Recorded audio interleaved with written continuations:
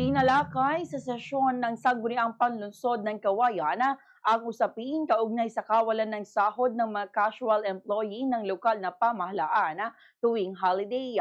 Ayon kay City Councilor Bagnos Maximo Jr., lumalabas na hindi tumatanggap ng sahod ang mga casual employee kapag holiday. Taliwas sa ibang empleyado na may bayad kahit hindi pumapasok sa nasabing araw.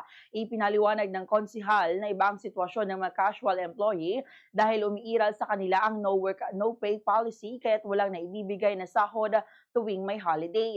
Gate pa ni Councilor Maximo, kawawa ang mga apektadong manggagawa, lalo pat may mga pamilya rin ng mga ito at wala naman silang kontrol sa deklarasyon ng holiday.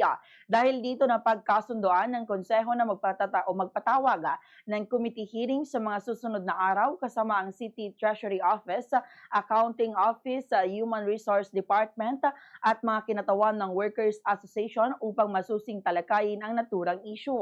Layunin ng naturang pagdinig na maiwasan o malinawan kung ano ang legal na basihan ng umiiral na polisiya at kung maaari itong mabigyan ng solusyon para sa kapakanan ng mga casual employee ng lungsod.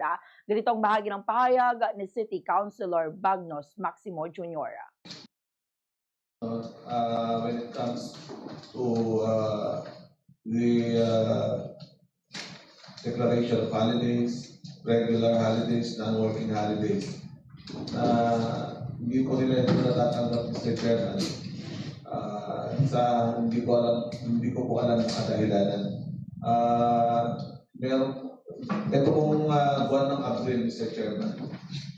Halos marami po tayong mga declared holidays at ito po ay hindi po nare-receive ng ating mga casual